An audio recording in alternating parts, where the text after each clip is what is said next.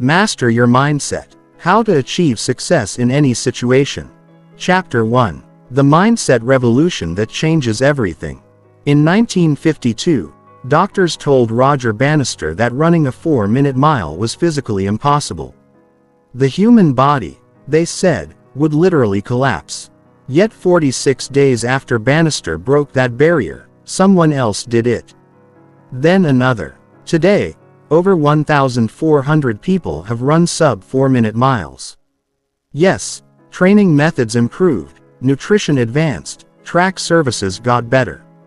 But here's the real truth. The barrier was never physical. It was mental. The same body that couldn't do it in 1951 suddenly could in 1954. Nothing changed except belief. Right. Now, as you listen to this, there's a version of you living a completely different life. Same background, same circumstances, same starting point. But this version of you thinks differently, acts differently, achieves differently. The only difference, their mindset. Here's what 99% of people will never understand. Every limitation you face, every goal you haven't achieved, every dream that feels impossible exists in one place only, your mind.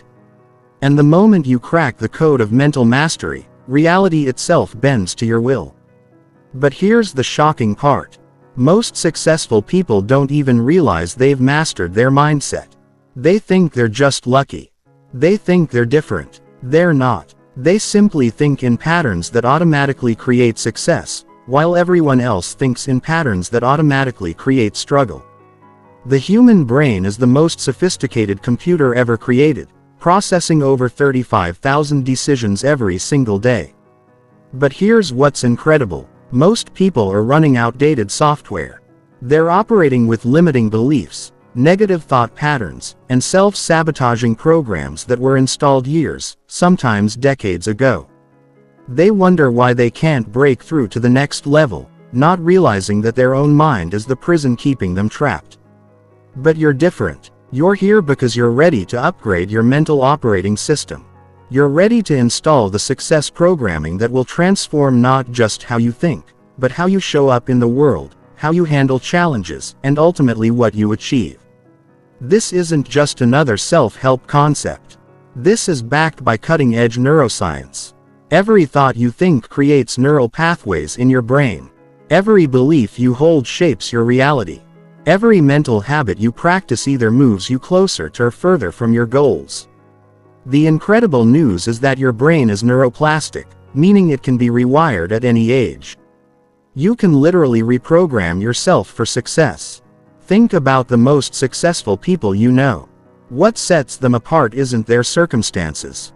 Many started with nothing. It's their mindset. They think differently. They see opportunities where others see obstacles. They maintain confidence when others crumble under pressure. They take action when others make excuses. They persist when others quit. This isn't because they're special. It's because they've mastered their mindset. Chapter 2. The Science of Mental Transformation. Your brain weighs about 3 pounds, but it controls everything about your life.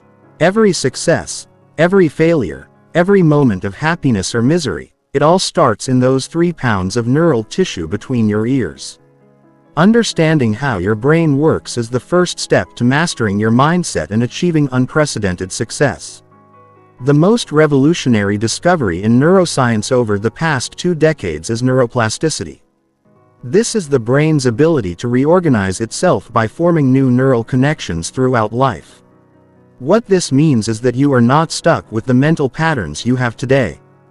You can literally rewire your brain for success, confidence, and achievement. Every time you think a thought, your brain fires electrical impulses along neural pathways.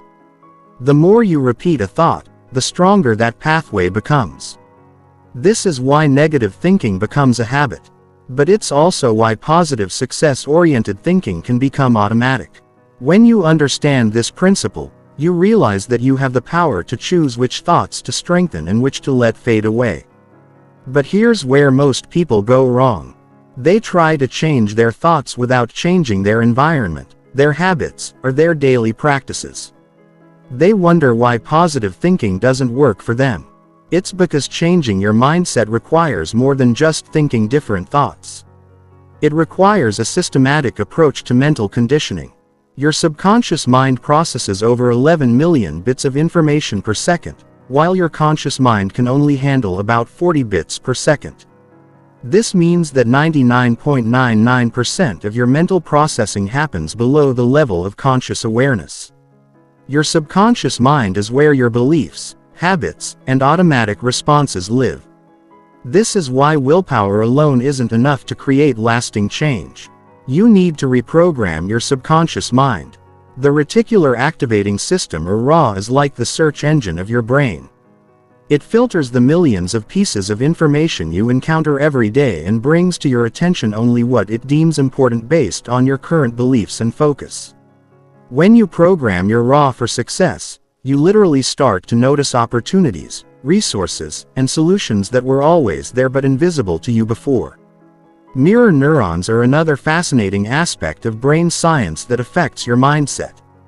These neurons fire both when you perform an action and when you observe someone else performing the same action. This is why the people you spend time with have such a profound impact on your thinking and behavior.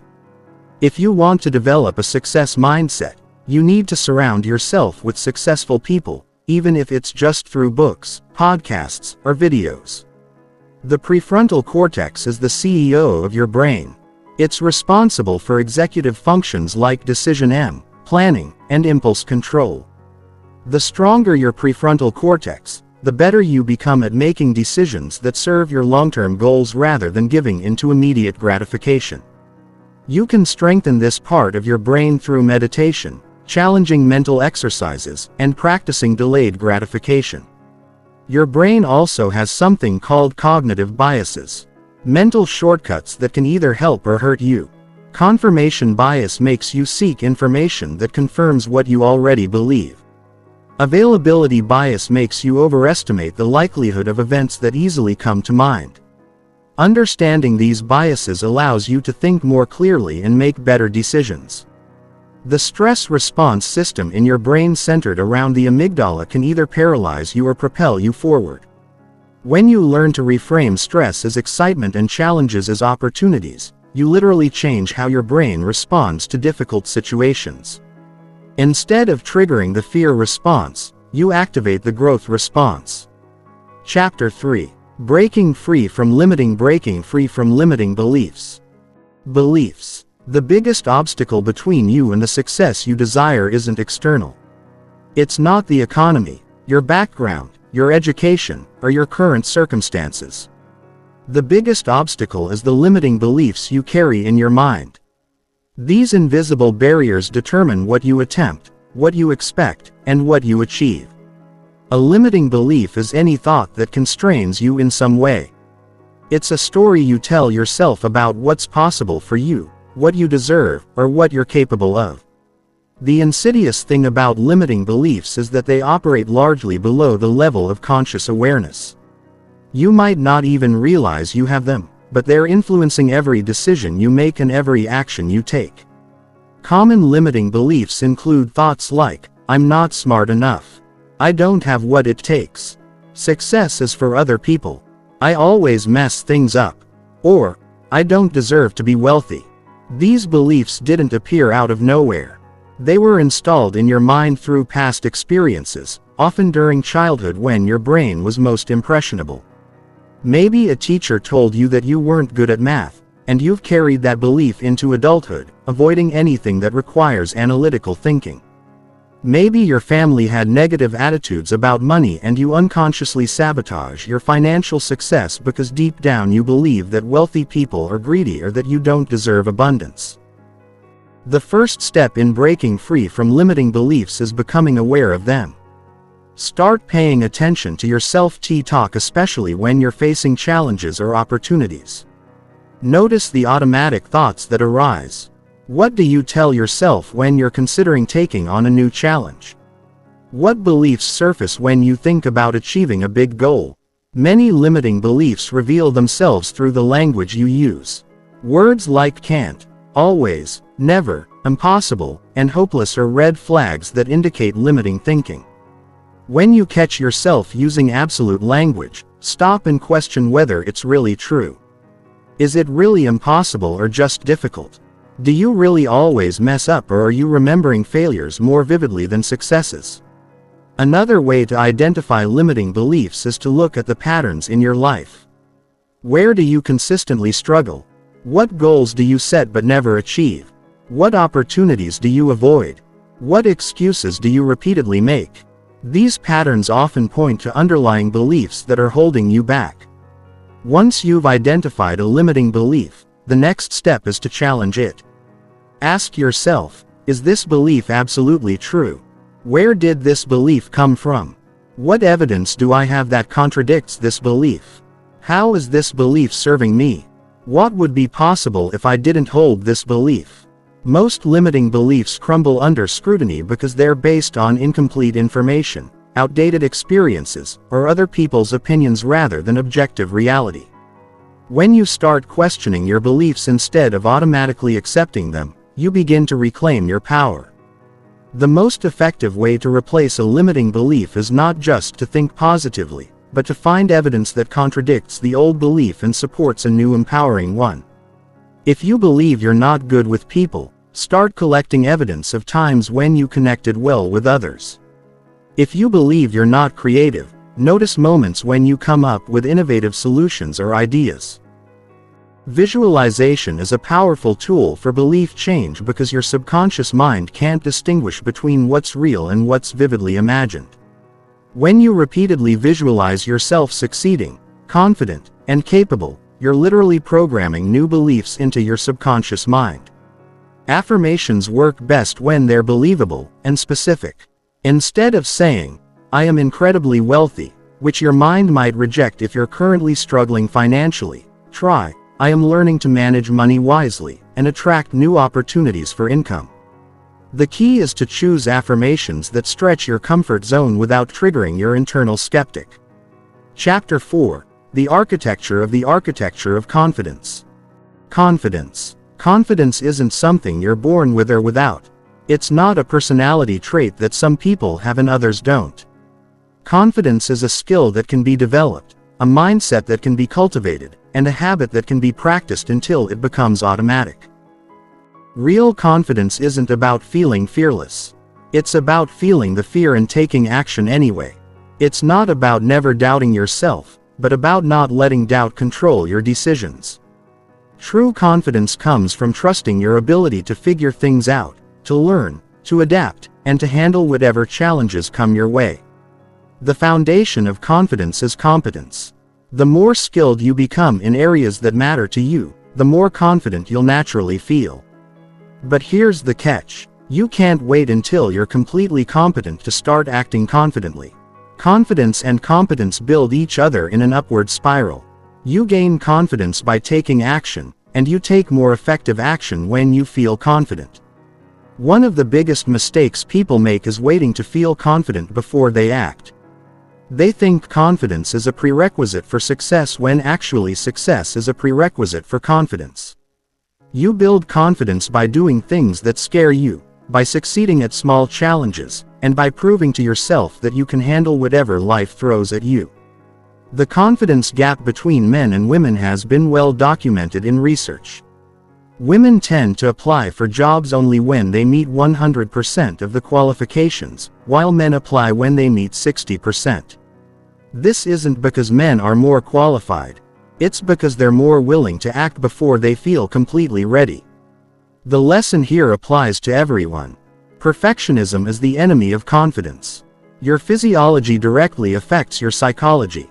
When you stand tall, make eye contact, and use open body language, you not only appear more confident to others, but you actually feel more confident yourself.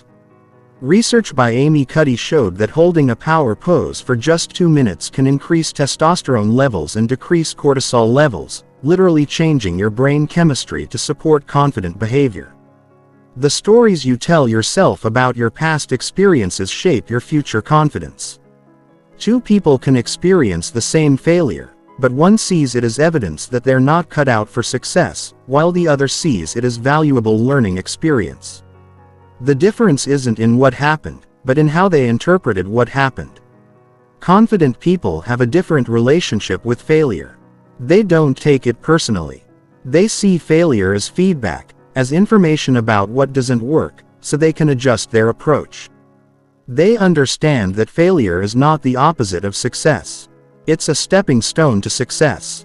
Another characteristic of confident people is that they focus on what they can control rather than what they can't. They don't waste energy worrying about other people's opinions, market conditions, or past mistakes.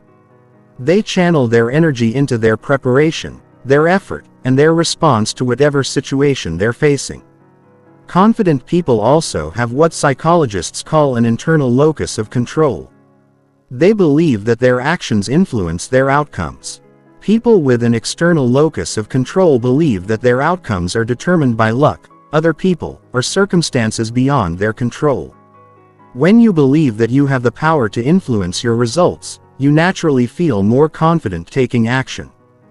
Building confidence requires stepping out of your comfort zone regularly. Your comfort zone is like a muscle. The more you stretch it, the bigger it gets. Start with small challenges that push you slightly beyond what feels comfortable. As you succeed at these smaller challenges, gradually take on bigger ones.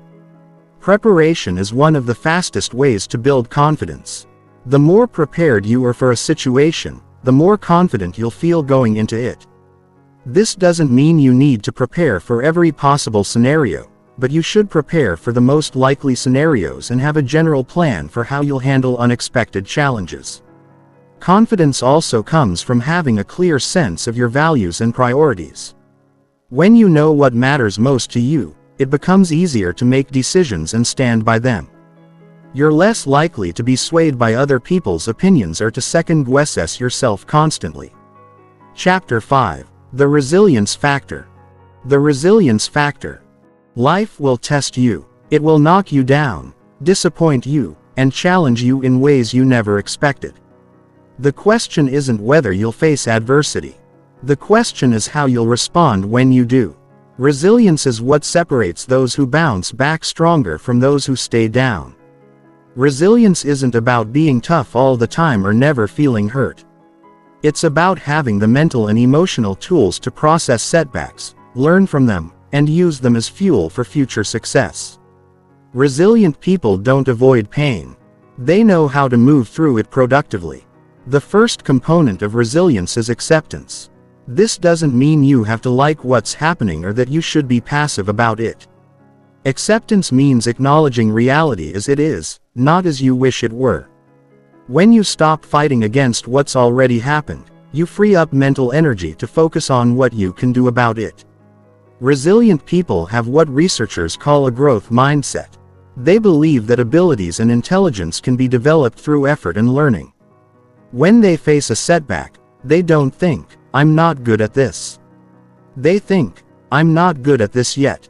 This simple shift in perspective changes everything about how you approach challenges. Another key component of resilience is meaning-making. Resilient people are able to find purpose and significance in their struggles. They ask questions like, "What can I learn from this? How can this experience make me stronger?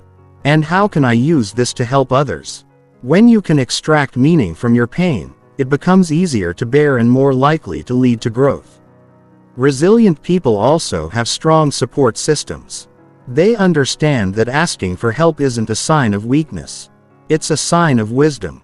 They cultivate relationships with people who believe in them, challenge them, and support them through difficult times. They're also willing to be that kind of support for others. The ability to regulate your emotions is crucial for resilience. This doesn't mean suppressing your feelings or pretending everything is fine when it's not. Emotional regulation means acknowledging your emotions, understanding what they're telling you, and choosing how to respond rather than simply reacting. Perspective is one of the most powerful tools for building resilience. When you're in the middle of a crisis, it feels like the most important thing in the world. But resilient people have the ability to zoom out and see the bigger picture. They ask themselves, Will this matter in 5 years? What would I tell a friend in this situation? How might this be helping me grow? Physical resilience supports mental resilience.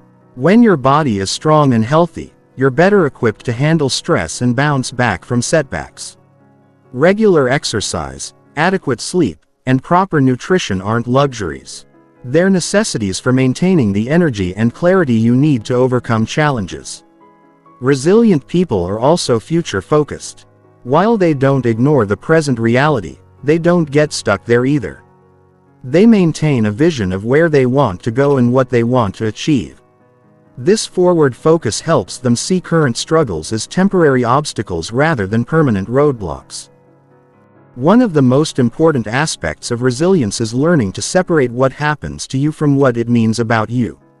A business failure doesn't make you a failure as a person. A relationship ending doesn't mean you're unlovable. A financial setback doesn't mean you're irresponsible. Events are events. They don't define your worth or determine your future. Resilient people also practice what psychologists call benefit finding. They actively look for the positive aspects of negative experiences. This isn't about pretending bad things are good or minimizing real pain. It's about being intentional about learning, growing, and finding opportunities within challenges. The concept of post-traumatic growth shows that people can actually become stronger, wiser, and more capable as a result of adversity. They develop deeper relationships, a greater appreciation for life, increased personal strength, and sometimes even discover new possibilities they never would have considered before their struggle. Mastering your mental state. Chapter 6. Mastering your mental state. Your mental state in any given moment determines the quality of your decisions, the effectiveness of your actions, and ultimately the results you create. Most people live at the mercy of their moods, letting external circumstances dictate their internal experience. But masters of mindset understand that they can choose their mental state regardless of what's happening around them. Your mental state is a combination of your thoughts, emotions, physiology, and focus. When all of these elements are aligned and supporting your goals, you operate in what athletes call the zone and psychologists call flow state. In this state, you perform at your highest level with seemingly effortless ease. The first step in mastering your mental state is developing awareness. Most people are unconscious of their mental state. They just react to whatever they're feeling in the moment. Start paying attention to your mental state throughout the day. Are you feeling energized or drained, focused or scattered, confident or insecure? Simply noticing your mental state is the first step in taking control of it. Your physiology has a direct impact on your mental state. When you're slouched over, breathing shallow, and moving slowly, it's almost impossible to feel energized and confident.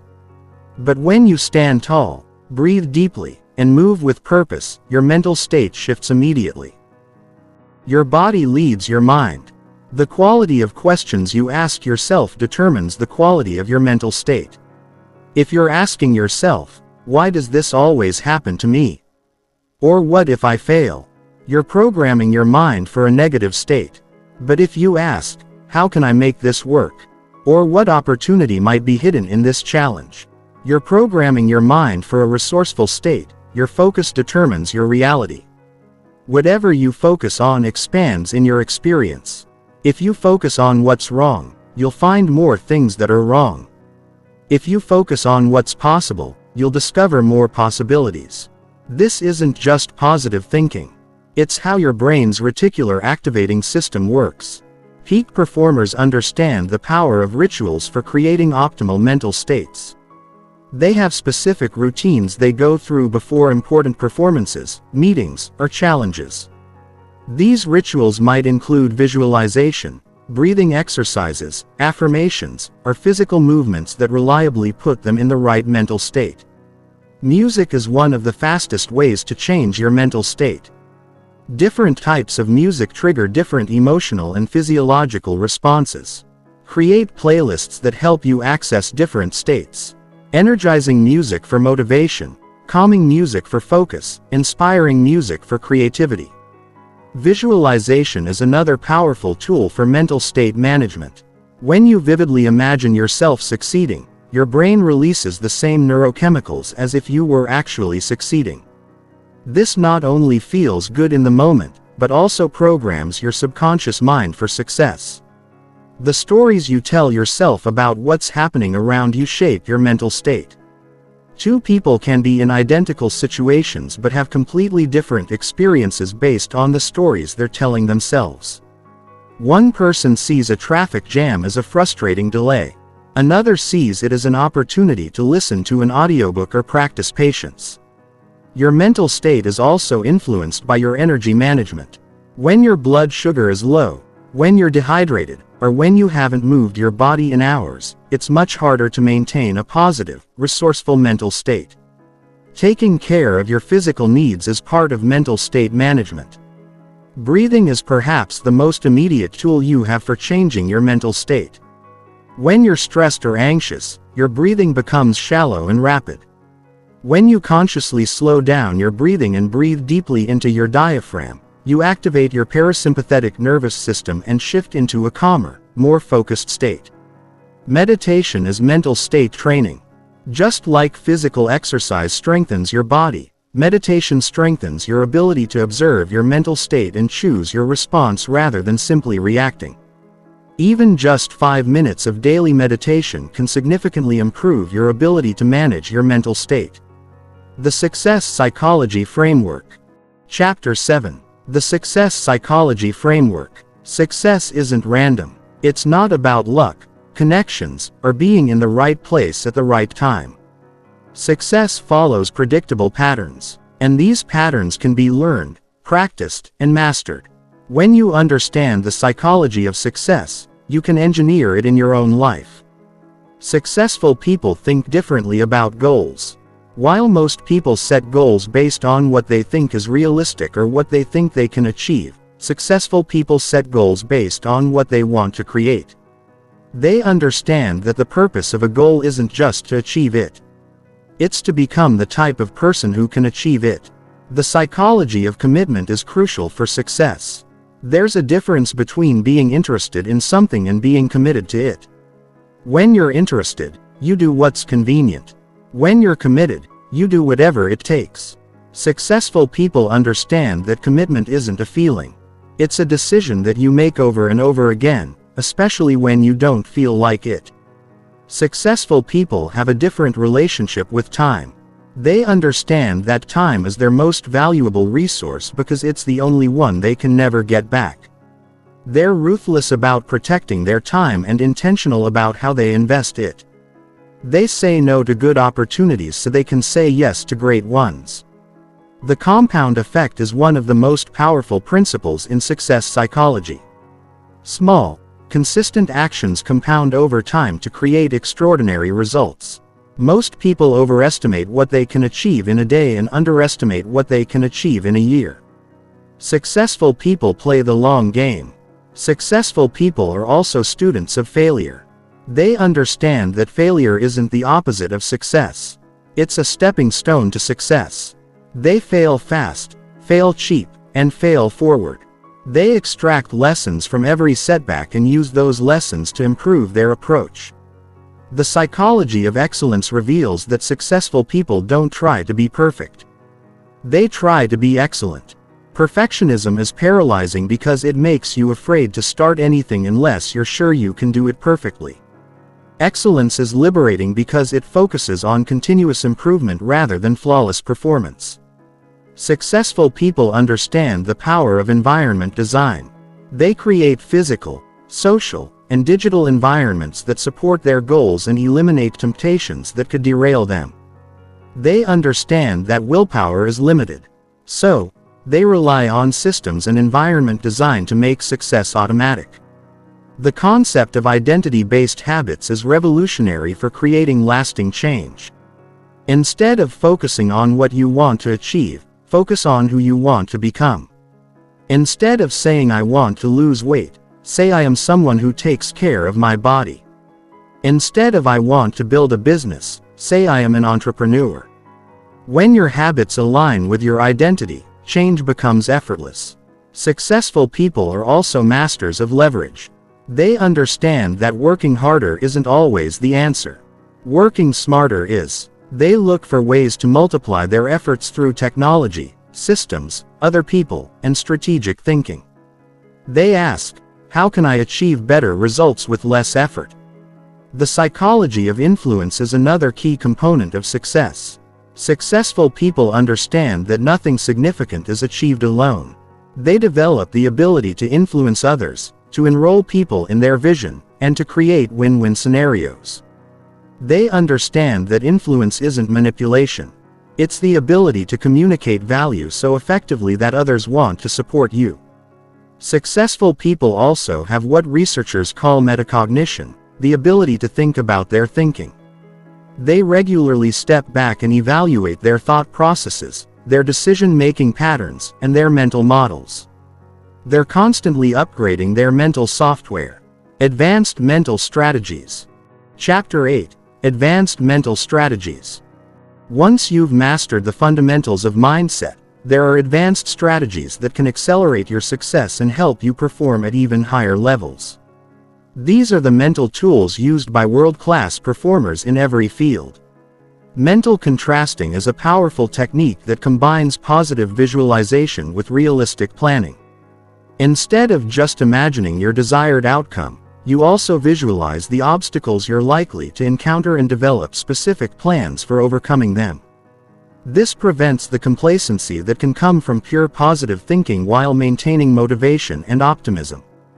The concept of anti-fragility developed by Nassim Taleb goes beyond resilience. While resilient systems can withstand stress, anti-fragile systems actually get stronger from stress.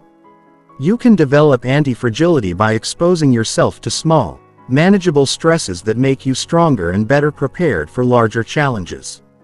Strategic procrastination is different from lazy procrastination. Sometimes the best strategy is to deliberately delay action until you have more information, better resources, or optimal timing. Successful people know the difference between productive waiting and fear-based avoidance. The concept of satisficing versus maximizing can free you from analysis paralysis. Maximizers try to find the absolute best option in every situation, which can be exhausting and time-consuming. Satisficers set criteria for good enough and choose the first option that meets those criteria. For most decisions, satisficing is more efficient and leads to greater satisfaction. Mental time travel is the ability to vividly imagine yourself in the future, which can help you make better decisions in the present.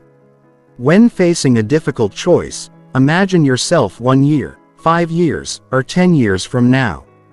What would your future self advise you to do? This perspective can help you prioritize long-term benefits over short-term pleasures. The concept of optionality involves creating multiple paths to success and keeping your options open as long as possible. Instead of betting everything on one strategy, successful people create portfolios of opportunities and hedge their bets until it becomes clear which path is most promising. Inversion thinking involves considering the opposite of what you want to achieve instead of asking how can I succeed. Ask how could I guarantee failure. This helps you identify and avoid the pitfalls that derail most people. Charlie Munger, Warren Buffett's business partner, credits much of his success to thinking about problems backwards. The technique of premeditation of evils, borrowed from Stoic philosophy, involves regularly imagining loss or setbacks to build mental resilience and appreciation for what you have. This isn't negative thinking, it's mental preparation that makes you more grateful and less attached to outcomes. Scenario planning involves creating detailed mental models of different possible futures and developing strategies for each. Military strategists and business leaders use this technique to prepare for uncertainty. By thinking through various scenarios in advance, you can respond more quickly and effectively when circumstances change. The concept of cognitive load management recognizes that your brain has limited processing capacity.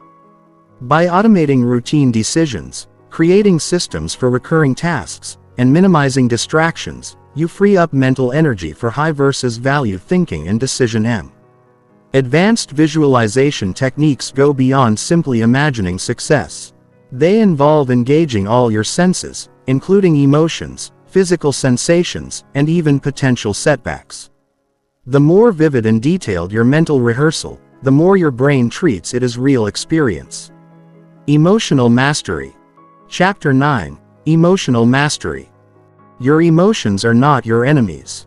They're powerful sources of information and energy that, when properly understood and directed, become your greatest allies in achieving success.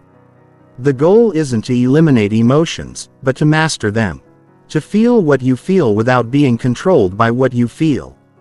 Emotional intelligence is the ability to recognize, understand, and manage your own emotions while also being able to recognize and influence the emotions of others. Research shows that emotional intelligence is a better predictor of success than IQ in most areas of life. The first step in emotional mastery is emotional awareness. Most people are unconscious of their emotional states. They just react automatically to whatever they're feeling. Start paying attention to your emotions throughout the day. What are you feeling? What triggered that emotion? How is it affecting your thoughts and behavior? Emotions serve important functions. Fear warns you of potential danger. Anger signals that your boundaries have been violated. Sadness helps you process loss. Joy reinforces behaviors that serve you. The problem isn't the emotions themselves. It's when emotions control your actions instead of informing them. The concept of emotional granularity refers to your ability to distinguish between different emotional states. Instead of just feeling bad, can you identify whether you're feeling frustrated, disappointed, anxious, or angry? The more precisely you can identify your emotions, the better you can understand what they're telling you and choose how to respond. Reframing is one of the most powerful tools for emotional mastery. The same situation can trigger completely different emotions depending on how you interpret it. A job rejection can be devastating if you see it as evidence that you're not good enough, or it can be motivating if you see it as redirection toward a better opportunity. The 90-second rule discovered by neuroscientist Jill Bolte Taylor states that the chemical component of any emotion only lasts about 90 seconds. After that, you have to choose to recreate the emotion through your thoughts. This means that while you can't control the initial emotional reaction, you can control how long it lasts. Emotional regulation doesn't mean suppressing emotions. Suppressed emotions don't disappear. They go underground and often surface later in unhealthy ways. Instead, practice acknowledging your emotions, understanding their message, and then choosing your response. The technique of cognitive reappraisal involves changing how you think about a situation to change how you feel about it. Instead of thinking, "This is terrible," you might think, "This is challenging, but I can handle it." Or, "This is an opportunity to grow stronger." Breathing techniques are among the fastest ways to regulate your emotional state. When you're stressed or upset, your breathing becomes shallow and rapid. By consciously slowing down your breath and breathing deeply, you activate your parasympathetic nervous system and shift into a calmer state. Physical movement is another powerful tool for emotional regulation. When you're feeling stuck in a negative emotional state, changing your physiology can change your psychology. Go for a walk, do some jumping jacks, or practice power poses to shift your emotional state. The practice of gratitude is one of the most reliable ways to generate positive emotions. When you focus on what you're grateful for, it's almost impossible to feel depressed or anxious at the same time. Gratitude isn't about pretending everything is perfect. It's about acknowledging the good that exists alongside the challenges. Mindfulness meditation teaches you to observe your emotions without being controlled by them. You learn to create space between yourself and your emotions, recognizing that you are not your emotions. You are the one experiencing them. Chapter 10. The Action Imperative. The Action Imperative. Everything we've discussed so far is meaningless without action. You can have the perfect mindset, unshakable confidence, and emotional mastery. But if you don't take action, you won't create results. The gap between knowing and doing is where most people get stuck, and it's where your success will ultimately be determined. The action imperative recognizes that action is not just important for achieving your goals. It's essential for maintaining your mental health and self-respect. When you consistently fail to take action on your intentions, you lose trust in yourself. When you consistently follow through on your commitments, you build self-confidence and momentum. Perfectionism is one of the biggest action killers. Perfectionists wait for the perfect plan, the perfect timing, or the perfect circumstances before they act. But perfect is the enemy of done. And done is better than perfect. Successful people understand that you can always improve a bad plan, but you can't improve a plan that's never implemented.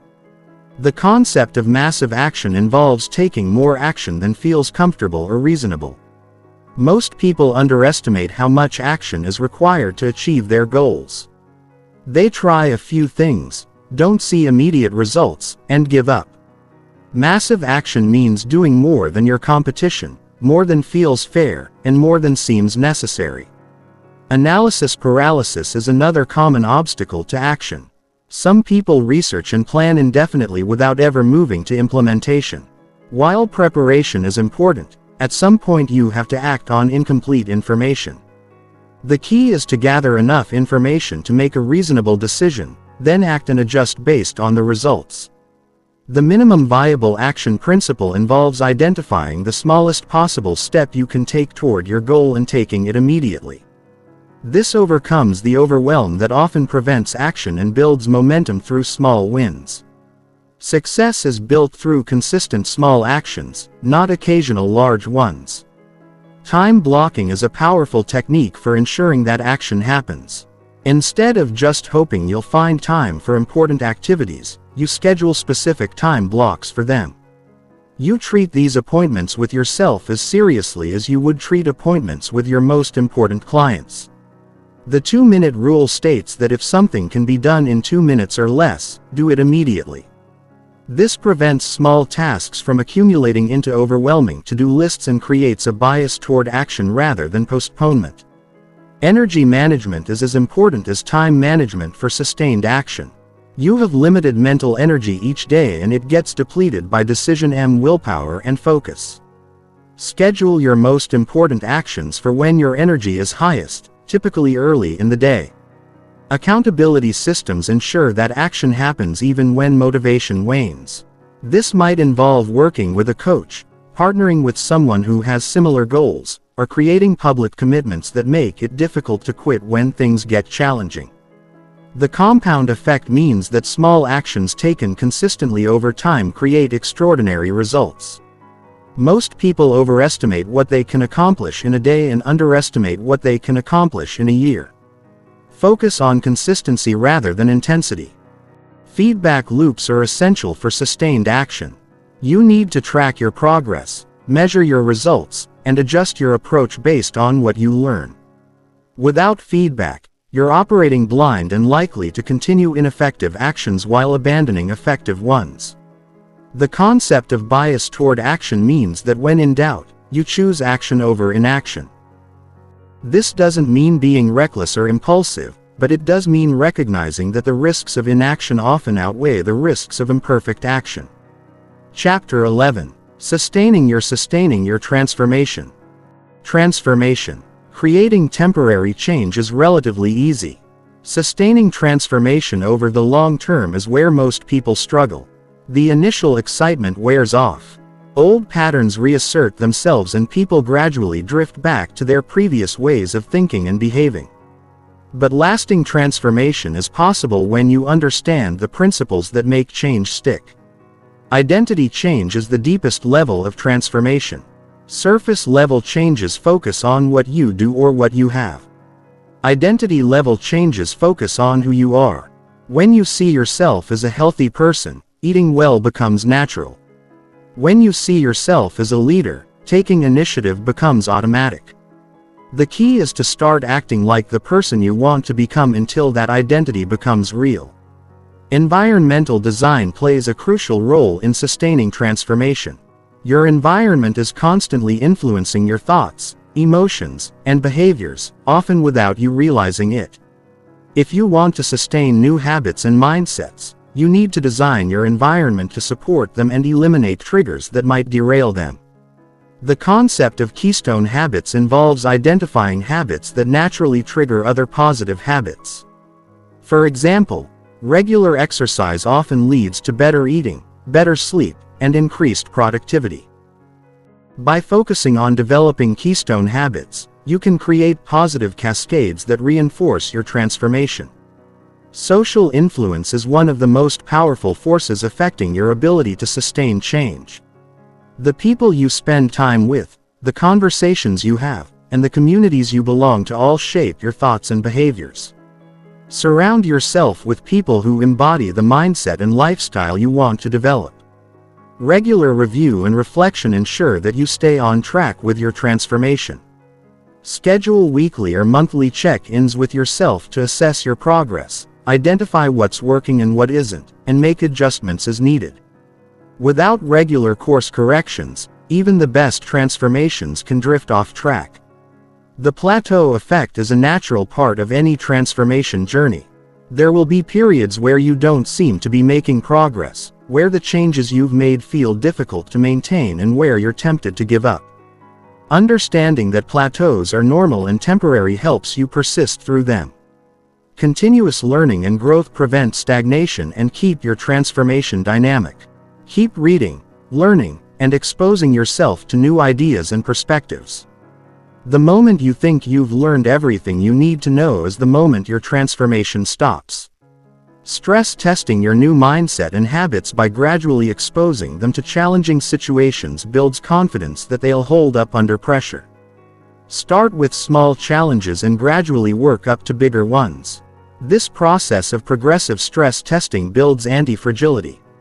The concept of margin involves building buffer zones into your life. Extra time, extra money, extra energy that prevent you from being derailed by unexpected challenges. When you're operating at 100% capacity all the time, any disruption can knock you off course. Celebrating progress and wins, no matter how small, reinforces your new patterns and maintains motivation for continued growth. Your brain learns through reinforcement, and positive emotions strengthen neural pathways. Make celebration a regular part of your transformation process. Living your transformation life. Chapter 12. Living your transformed life. The ultimate goal of mastering your mindset isn't just to achieve specific goals or overcome particular challenges. It's to live with a fundamental sense of confidence, peace, and purpose that comes from knowing you can handle whatever life brings your way. It's about becoming the type of person who naturally attracts success, creates value, and makes a positive impact on the world. When you've truly mastered your mindset, external circumstances lose their power to control your internal state. You maintain your center regardless of what's happening around you. This doesn't mean you become emotionless or detached. It means you become unshakable at your core while remaining responsive to life's opportunities and challenges. A transformed mindset also changes how you relate to others. When you're secure in yourself, you stop needing others to validate you and you can focus on adding value to their lives instead. When you're confident in your own abilities, you stop seeing others as competition and start seeing them as potential collaborators. The ripple effect of your transformation extends far beyond your own life. When you operate from a place of confidence, purpose, and emotional mastery, you give others permission to do the same. You become a model of what's possible and your influence spreads to your family, friends, colleagues, and community. Living your transformed life also means accepting that growth never ends. There will always be new challenges to face, new levels to reach, and new versions of yourself to become. The difference is that instead of seeing this as overwhelming, you see it as exciting. You develop an appetite for growth and a comfort with discomfort. You also develop what researchers call psychological capital, a combination of confidence, hope, optimism, and resilience that allows you to thrive in any situation. This capital becomes your most valuable asset because it can't be taken away from you and it applies to every area of your life. The transformed mindset recognizes that success isn't just about what you achieve. It's about who you become in the process of achieving it. The goals you pursue are important, but they're not the endgame. The endgame is becoming the type of person who naturally creates success, adds value, and lives with purpose and fulfillment. You begin to see challenges as opportunities for growth rather than threats to be avoided. You develop what Nassim Taleb calls anti-fragility, the ability to get stronger from stress rather than just surviving it. This mindset allows you to thrive in uncertainty and turn obstacles into advantages. A transformed mindset also brings with it a deep sense of responsibility. You realize that your thoughts, emotions, and actions don't just affect you. They affect everyone around you.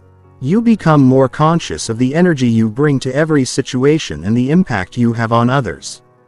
You develop what Viktor Frankl called self-transcendence, the ability to focus on something greater than yourself.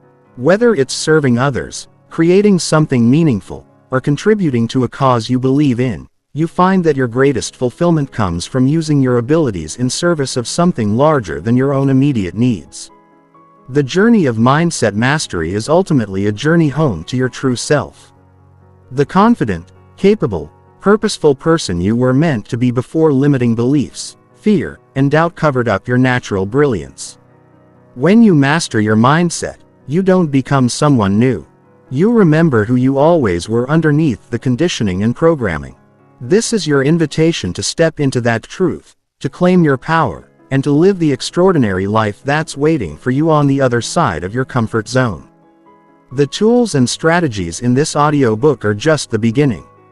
Your transformation starts the moment you decide that you're ready to take full responsibility for your mindset and your results. Your mind is the most powerful tool you possess. When you learn to master it, when you program it for success, when you align it with your deepest values and highest aspirations, there's no limit to what you can achieve. The question isn't whether you can transform your life through mindset mastery. The question is whether you will. The choice is yours. The power is yours. The time is now. The Dark Psychology of Failure. Chapter 13. The Dark Psychology of Failure. There's a hidden force sabotaging your success right now. It's not external circumstances. It's not bad luck. It's not even your conscious thoughts. It's something far more insidious operating in the shadows of your mind, systematically dismantling your efforts before you even realize what's happening. Most people think failure is the opposite of success.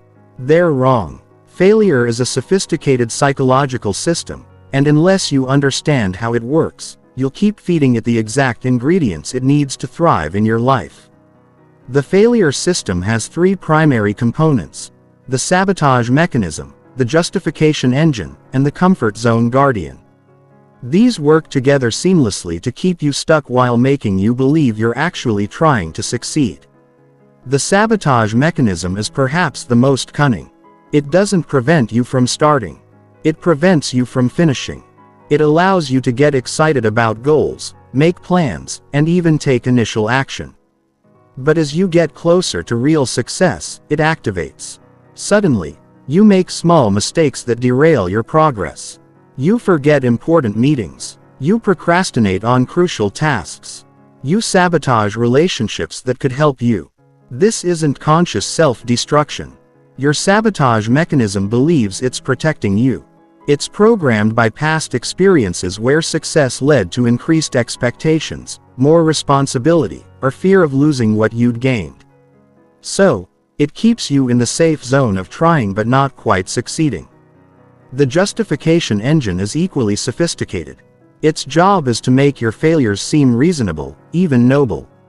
It creates elaborate stories about why you didn't succeed that preserve your self-image while keeping you trapped.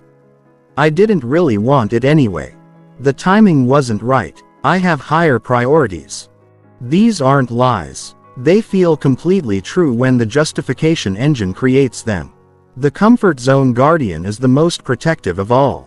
It monitors your progress and sends increasingly strong warning signals as you approach the boundaries of your familiar territory. First come the whispers of doubt, then the anxiety, then the overwhelming urge to retreat to safety. Most people interpret these signals as evidence that they're on the wrong path when actually they're evidence that they're on the right path but approaching their growth edge. Understanding these mechanisms is the first step in dismantling them. The failure system only works when it operates in darkness. When you shine the light of awareness on it, its power begins to diminish. But awareness alone isn't enough. You need to reprogram these systems, and that requires understanding how they were installed in the first place. Most of your failure programming was established during your formative years, often as a protection mechanism against disappointment or rejection. Maybe you learned that trying hard and failing was more painful than not trying at all. Maybe you discovered that being average was safer than standing out. Maybe you absorbed the belief that successful people are selfish or that money corrupts. These beliefs became the foundation of your failure system. The good news is that what was programmed can be reprogrammed. But it requires more than positive thinking. It requires systematic deprogramming of the failure system and deliberate installation of success programming. Chapter 14. The Neuroscience of Peak. The Neuroscience of Peak Performance. Performance. Your brain is capable of extraordinary things, but most people never access even a fraction of their mental potential. Peak performers understand something that average performers don't. The brain can be optimized, trained, and enhanced to operate at levels that seem almost superhuman. The latest neuroscience research reveals that peak performance isn't about being naturally gifted. It's about understanding how to activate specific neural networks, optimize brain chemistry, and create the conditions for flow states where extraordinary performance becomes effortless. Flow state is perhaps the most studied aspect of peak performance psychology. When you're in flow, your brain waves shift to the alpha-theta border, a frequency associated with enhanced creativity, reduced anxiety, and effortless focus. Time seems to slow down or speed up. Self-doubt disappears. You perform at your absolute best with seemingly no effort.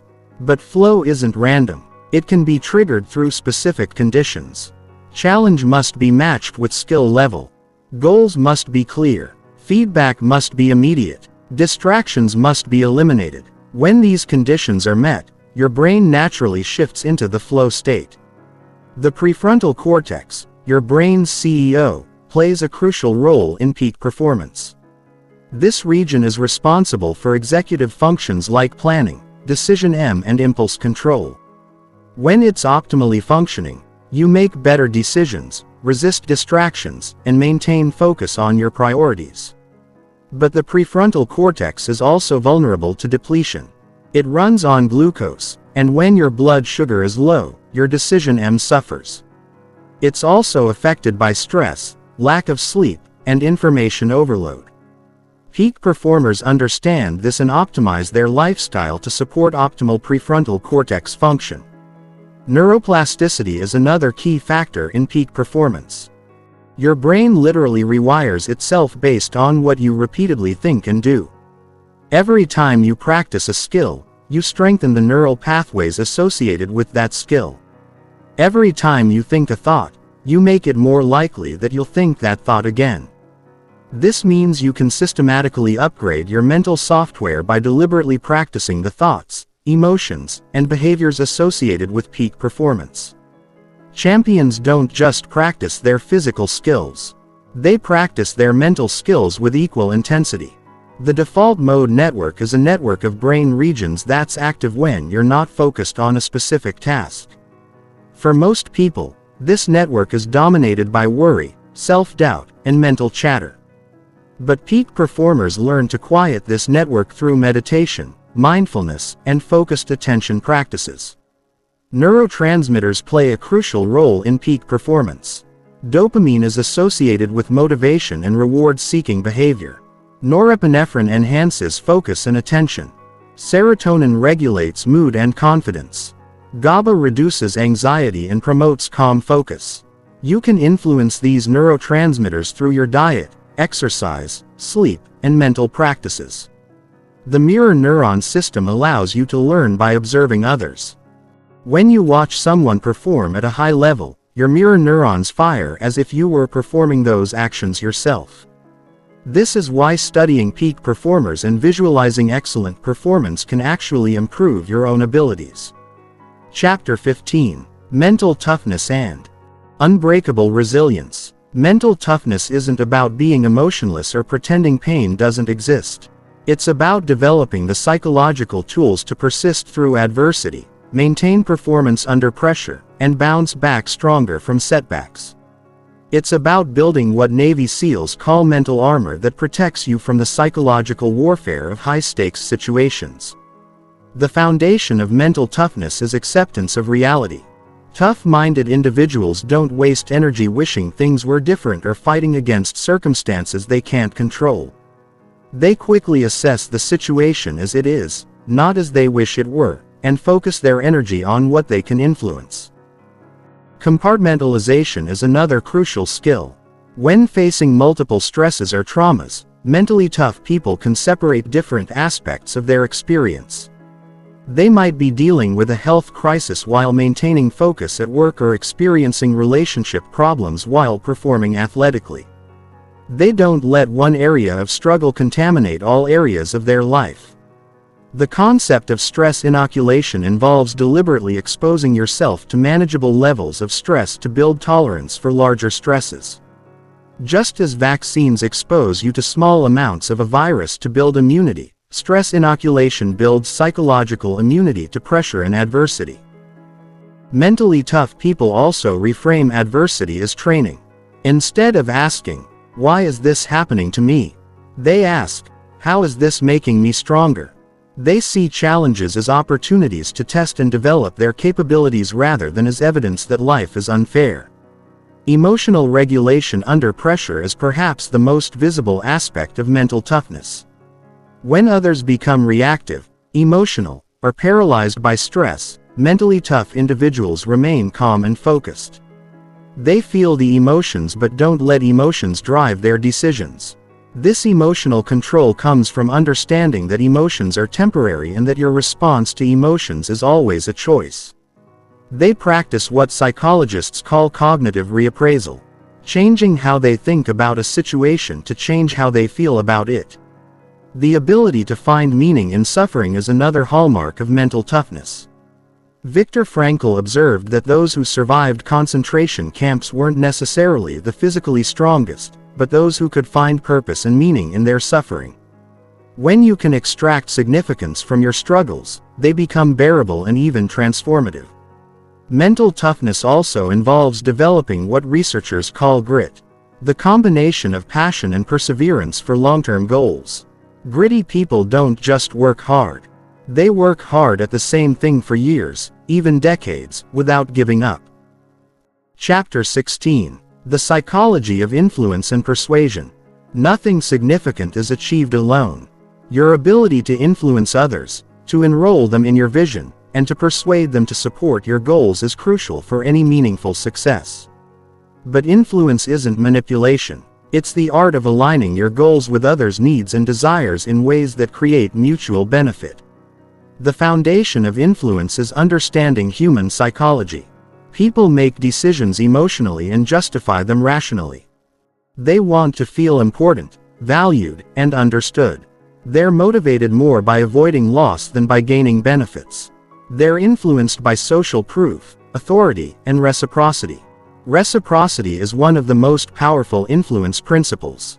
When you do something for someone, they feel psychological pressure to return the favor.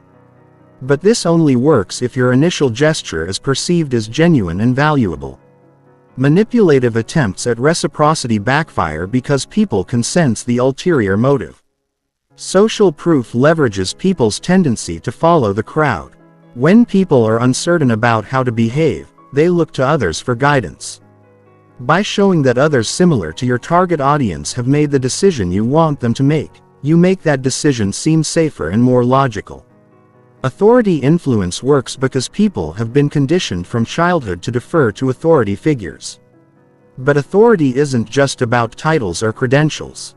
It's about demonstrating expertise, competence, and trustworthiness. True authority influence comes from being genuinely more knowledgeable or capable in relevant areas. Commitment and consistency leverage people's desire to appear consistent with their previous decisions and statements. When someone makes a commitment, especially a public one, they feel pressure to follow through to maintain their self-image and reputation. Liking and rapport are fundamental to influence. People are more easily influenced by those they like and trust. Liking can be increased through genuine similarity, authentic compliments, attractive appearance, and cooperative rather than competitive interactions. Scarcity creates urgency and desire. When something is rare or limited, it becomes more valuable in people's minds. But artificial scarcity is manipulative and often backfires. Genuine scarcity about time, opportunity, or availability can ethically motivate action. The contrast principle affects how people perceive value. The order in which you present options significantly impacts which one seems most attractive. By anchoring with a high-value option first, subsequent options seem more reasonable by comparison. Frame control is perhaps the most sophisticated influence skill. The person who controls the frame controls the conversation. By establishing how a situation should be interpreted, you influence all subsequent thinking about that situation. Chapter 17. Advanced Goal Achievement Psychology. Setting goals is easy. Achieving them is where most people fail. The difference between goal setters and goal achievers isn't willpower or motivation. It's understanding the psychology of human behavior change and designing goal pursuit systems that work with your brain rather than against it. Traditional goal-setting advice focuses on making goals specific, measurable, achievable, relevant, and time-bound. But smart goals often fail because they ignore the psychological barriers that prevent follow-rough. Advanced goal achievement requires understanding these barriers and designing around them. One of the biggest barriers is the planning fallacy, the tendency to underestimate how long tasks will take and overestimate how much you can accomplish in a given time frame. Most people set goals based on their ideal performance rather than their realistic performance, setting themselves up for disappointment and abandonment. Another barrier is the intention-action gap, the space between deciding to do something and actually doing it.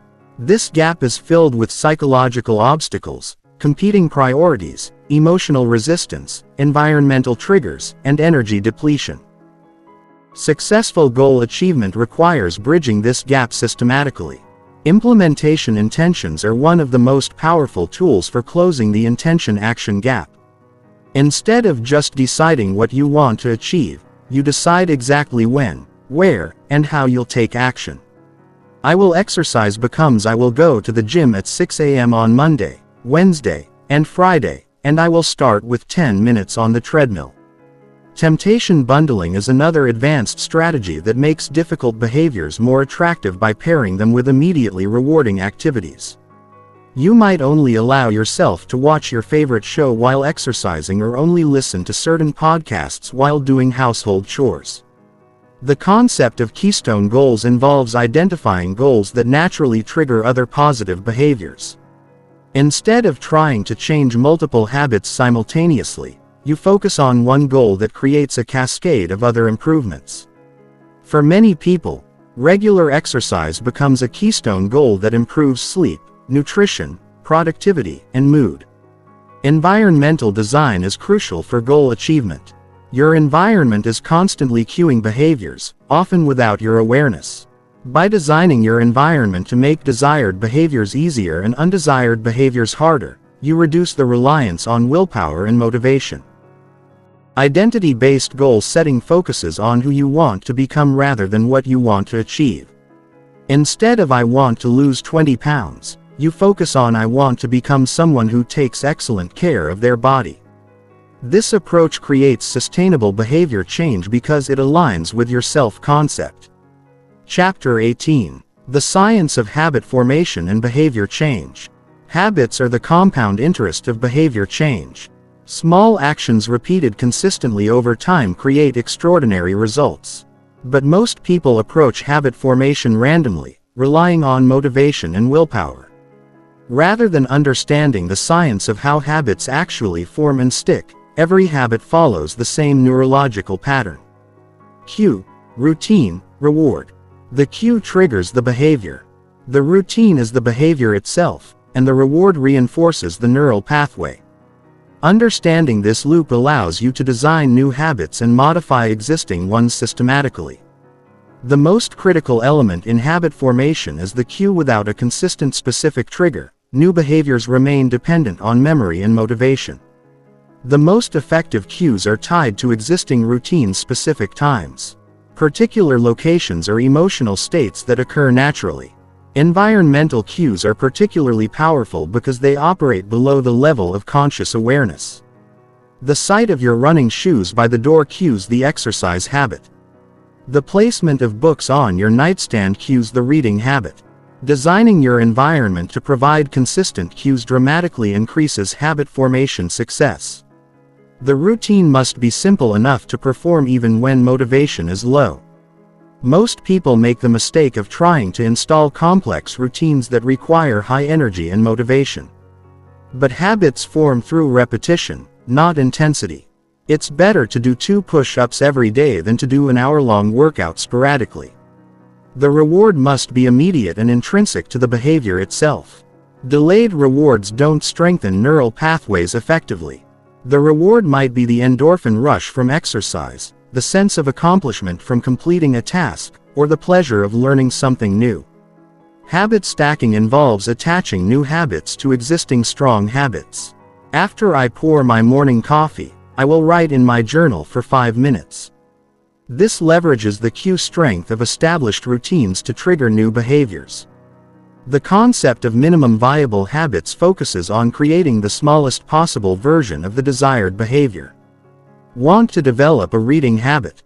Start with reading 1 page per day. Want to exercise regularly? Start with putting on your workout clothes. These tiny behaviors build the neural pathway and often naturally expand over time. Tracking and measurement provide additional reward and feedback loops that strengthen habit formation. Seeing your streak of consecutive days builds momentum and creates psychological pressure to maintain consistency. Chapter 19. Mastering Energy and Peak Physical Performance. Your mind and body are not separate systems. They are interconnected aspects of one unified organism. Your mental performance is directly linked to your physical state, and optimizing your body is one of the fastest ways to enhance your mental capabilities. Energy management is more important than time management for sustained high performance. You can have all the time in the world, but if your energy is depleted, you won't accomplish anything meaningful. Peak performers understand this and organize their lives around energy optimization rather than just time optimization. There are 4 types of energy: physical, emotional, mental, and spiritual. Each type has different requirements for renewal and different patterns of depletion. Understanding these patterns allows you to design your schedule to maximize peak performance periods and ensure adequate recovery. Physical energy is the foundation for all other types of energy. When your body is operating optimally, your brain has the resources it needs for high-level thinking, emotional regulation, and sustained focus. Physical energy optimization involves nutrition, exercise, sleep, and stress management. Sleep is perhaps the most undervalued performance enhancer. During sleep, your brain consolidates memories, clears metabolic waste, and restores neurotransmitter levels. Even small amounts of sleep deprivation significantly impair cognitive function, emotional regulation, and decision ability. The research on sleep optimization reveals several key principles. Consistency is more important than duration. Morning light exposure helps regulate circadian rhythms. Evening blue light disrupts sleep quality, and room temperature should be slightly cool for optimal sleep. Nutrition directly affects brain function through blood sugar regulation, neurotransmitter production, and inflammation levels. Foods that stabilize blood sugar support sustained mental energy. Foods rich in omega-3 fatty acids support brain health. Antioxidant-rich foods protect against cognitive decline. The timing of nutrition is as important as the content. Eating large meals causes blood flow to be diverted to digestion, reducing cognitive performance. Strategic fasting can enhance mental clarity and focus. Proper hydration is essential for optimal brain function. Exercise is one of the most powerful tools for enhancing mental performance. Physical activity increases BDNF, brain-derived neurotrophic factor, which promotes neural growth and connectivity. It also enhances mood through endorphin release and improves stress resilience through hormetic adaptation. Different types of exercise have different cognitive benefits. Aerobic exercise enhances memory and learning. Strength training improves executive function. Yoga and Tai Chi enhance emotional regulation and stress management. High-intensity interval training optimizes both physical and mental performance in time-efficient formats. Chapter 20. Financial Psychology and Wealth Mindset. Money is one of the most emotionally charged topics in human experience. Your relationship with money affects not just your financial results, but your self-worth, your relationships, your stress levels, and your life choices. Developing a healthy wealth mindset is crucial for both financial success and overall life satisfaction. Most people's money beliefs were formed during childhood through observation of their parents' financial behaviors and attitudes. These early impressions create unconscious programming that influences financial decisions throughout life, often in ways that sabotage financial success. Common limiting beliefs about money include thoughts like money is the root of all evil. Rich people are greedy, money doesn't buy happiness, or I don't deserve to be wealthy. These beliefs create internal conflict when pursuing financial goals, leading to self-sabotage and inconsistent behavior. The scarcity mindset sees money as a limited resource that must be hoarded and protected. People with scarcity mindsets focus on saving and cutting expenses rather than increasing income. They see others' success as threatening their own opportunities. This mindset creates stress and limits wealth building potential. The abundance mindset sees money as a tool for creating value and improving life. People with abundance mindsets focus on creating value for others as the path to financial success. They see others' success as proof of what's possible. This mindset creates opportunities and attracts wealth. Financial psychology research reveals that people's financial decisions are often irrational and emotionally driven. Loss aversion makes people more motivated to avoid losses than to achieve gains. Anchoring bias causes people to rely too heavily on the first piece of information they receive. Understanding these biases helps improve financial decision. The relationship between money and happiness is complex. Research shows that money does improve happiness, but only up to a certain point. Beyond meeting basic needs and providing security, additional income has diminishing returns on happiness. However, financial stress significantly impairs happiness and life satisfaction. Delayed gratification is one of the strongest predictors of long-term financial success. The ability to sacrifice immediate pleasures for long-term benefits allows for saving, investing, and building wealth over time. This skill can be developed through practice and environmental design. Financial education alone doesn't change financial behavior. Knowledge must be combined with habit formation, emotional regulation, and mindset shifts to create lasting change. Many financially successful people aren't financial experts. They just have habits and mindsets that support wealth building. Chapter 21. Leadership Psychology and Executive Presence. Leadership isn't a title or position. It's a way of thinking and being that inspires others to follow your vision and support your goals. True leadership emerges from psychological mastery, emotional intelligence, and the ability to influence others through value creation rather than position power. Executive presence is the combination of confidence, competence, and communication that makes others want to listen to you, follow you, and support you. It's not about being the smartest person in the room.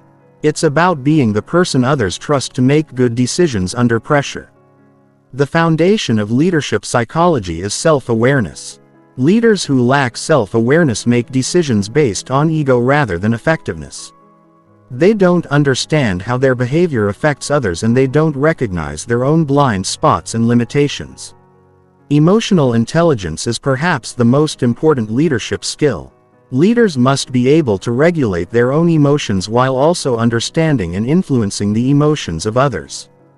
They must remain calm under pressure, inspire confidence during uncertainty, and maintain optimism while acknowledging real challenges.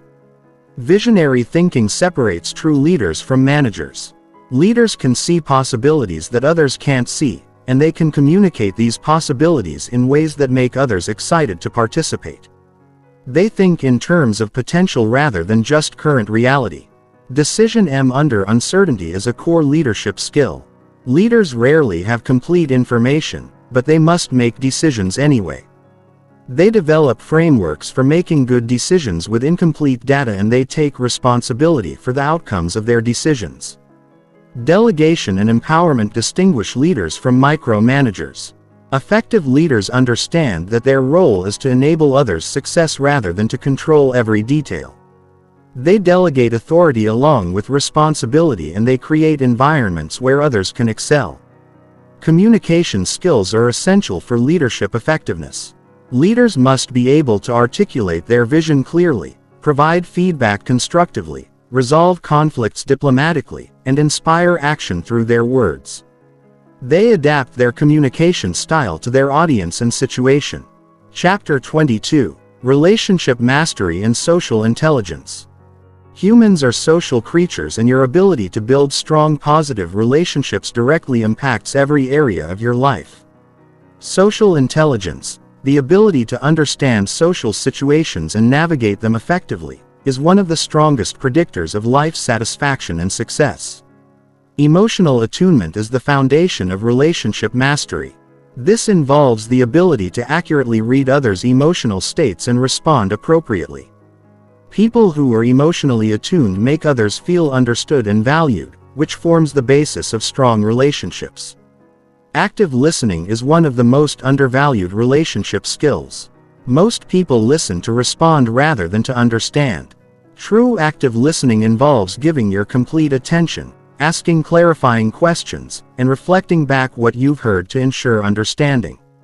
Empathy allows you to understand and share the feelings of others. But empathy can be developed and refined through practice. The more you consciously try to understand others' perspectives and experiences, the better you become at it. Conflict resolution skills are essential for maintaining healthy relationships. Conflict is inevitable in any meaningful relationship, but how you handle conflict determines whether it strengthens or weakens the relationship. Effective conflict resolution focuses on the issue rather than the person, seeks win-win solutions, and preserves dignity for all parties involved. Boundaries are necessary for healthy relationships. People who can't set boundaries become resentful and exhausted. People who set boundaries too rigidly miss opportunities for deep connection. The art is finding the right balance for each relationship and situation. Social calibration involves adjusting your behavior based on social feedback. People with good social calibration can sense when their behavior is appropriate or inappropriate and adjust accordingly. They read social cues accurately and respond in ways that enhance rather than diminish social connection. Trust building is the foundation of all meaningful relationships. Trust is built through consistency between words and actions, vulnerability and authenticity, and demonstrated care for others' well-being. Trust can take years to build and seconds to destroy. Chapter 23: Crisis Management and Emergency Psychology. Crisis situations reveal character and test every aspect of your psychological preparation.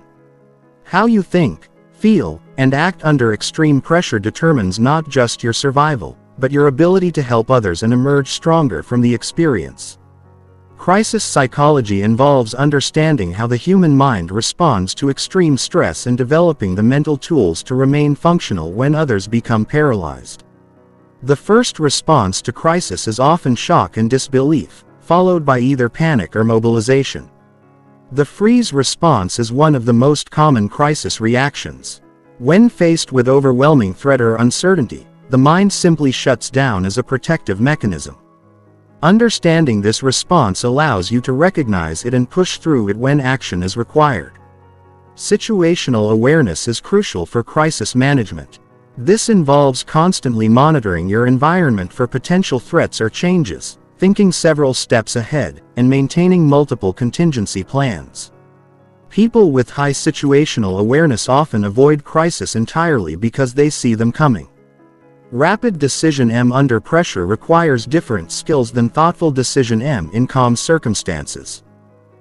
Crisis decisions must be made quickly with incomplete information, but they still need to be as sound as possible. This requires having decision M frameworks prepared in advance. Stress inoculation training involves deliberately exposing yourself to manageable stress to build tolerance for extreme stress. Emergency responders, military personnel, and athletes use this training to perform effectively under pressure. The principle can be applied to any area where you might face high-pressure situations. Communication during crisis is critical for coordinating response and maintaining morale.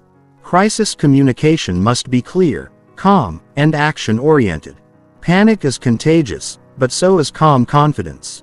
Your communication style during crisis can significantly influence others' responses. Post-crisis processing is essential for learning and growth. After surviving a crisis, it's important to analyze what worked, what didn't, and what can be improved for future situations. This processing also helps prevent post-traumatic stress and promotes post-traumatic growth. Chapter 24: Competitive Psychology and Winning Mindset. Competition brings out both the best and worst in human nature. Understanding competitive psychology allows you to harness the motivation and focus that competition provides while avoiding the negative aspects that can lead to stress, burnout, and unethical behavior.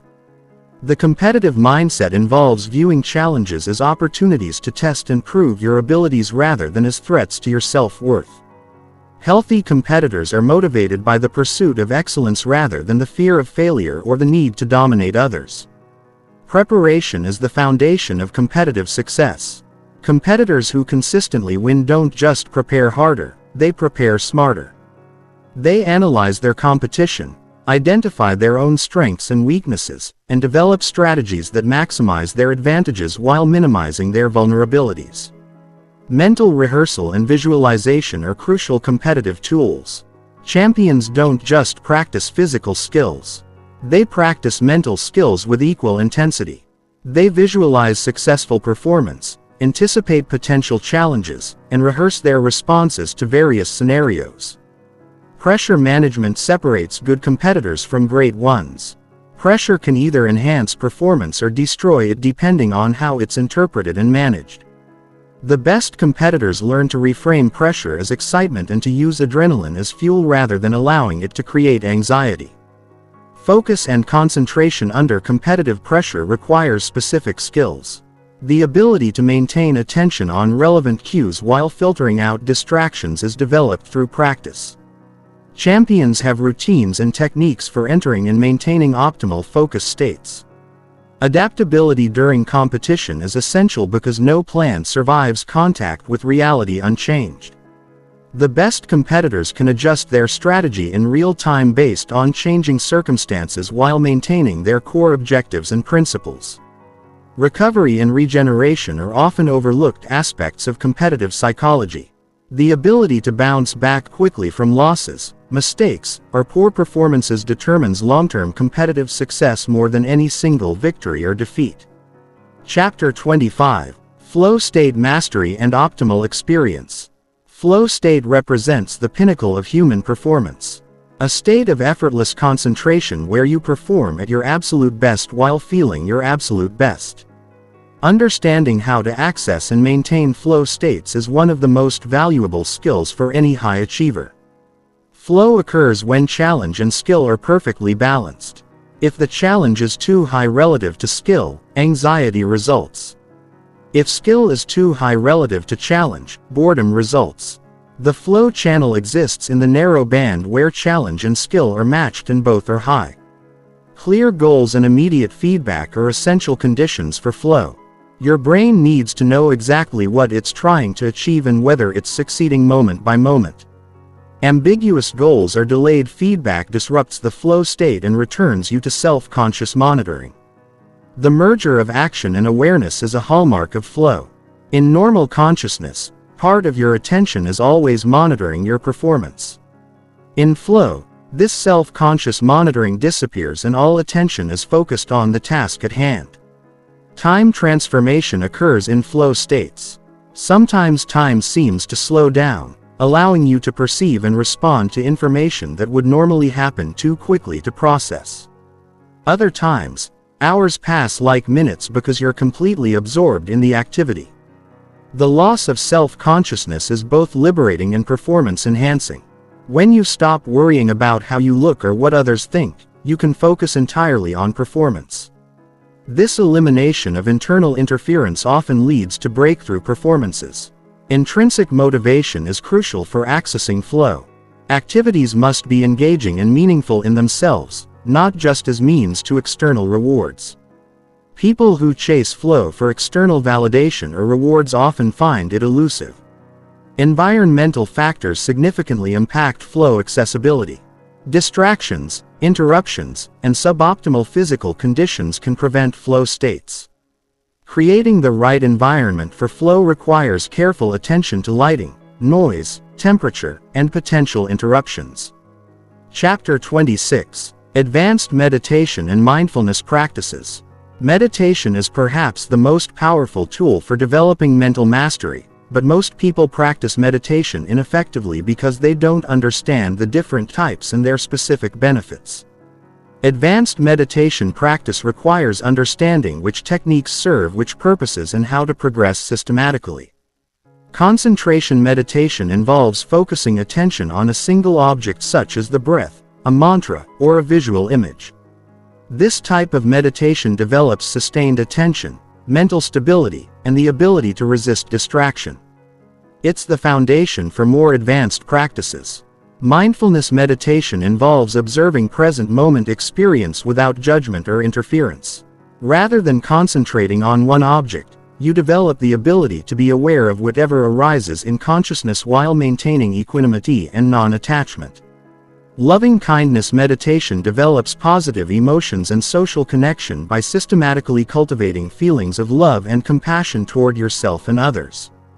You can reduce negative emotions, improve relationships, and increase overall life satisfaction. Body scanning meditation develops interoceptive awareness, the ability to perceive internal bodily signals. This enhanced body awareness improves emotional regulation, stress management, and overall health by helping you detect and respond to subtle changes in your physical state. Walking meditation combines mindfulness with physical movement. This practice is particularly valuable for people who struggle with sitting meditation and for developing mindfulness during daily activities rather than just during formal practice sessions. Visualization meditation involves creating detailed mental images and can be used for various purposes. Rehearsing future performance, cultivating positive emotions, or developing concentration. Advanced visualization practices can include complex scenarios with multiple sensory modalities. Mantra meditation uses repetitive sounds or phrases to focus the mind and can have specific effects depending on the mantra chosen. Different mantras are designed to cultivate different mental states or to resonate with different aspects of consciousness. The integration of meditation insights into daily life is what distinguishes casual practitioners from serious ones. Advanced practitioners don't just meditate, they live meditatively, maintaining awareness, equanimity, and compassion throughout their daily activities. Chapter 27. Creativity and Innovation Psychology.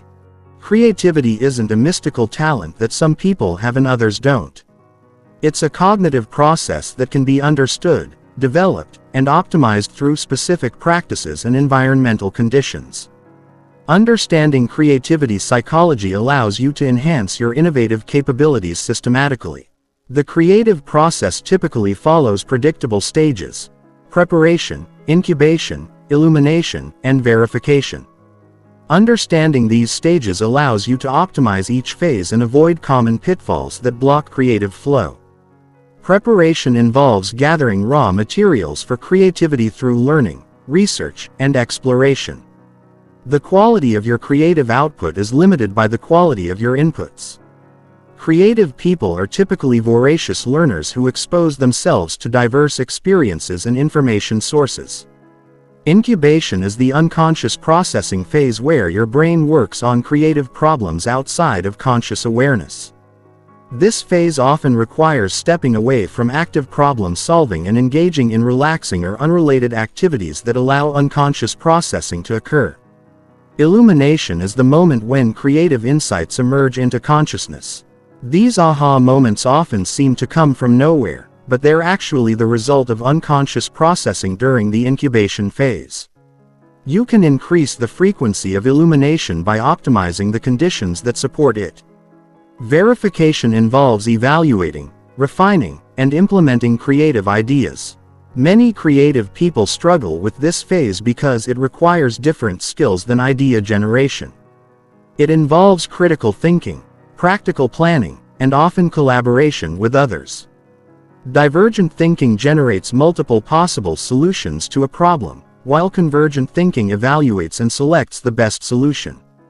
Both types of thinking are necessary for creativity, but they require different mental modes and often different environmental conditions.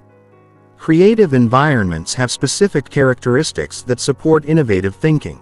They provide psychological safety for risk-taking, access to diverse resources and perspectives, and the right balance of stimulation and calm.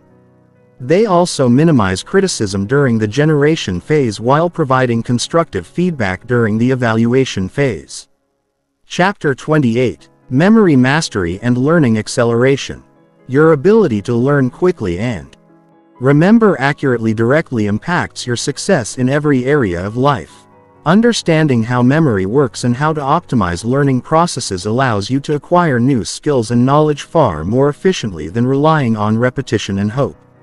Memory isn't a single system, but multiple interconnected systems with different characteristics and functions. Sensory memory holds information for milliseconds.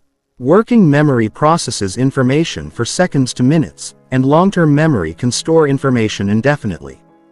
The encoding process determines what information gets stored in long-term memory and how easily it can be retrieved.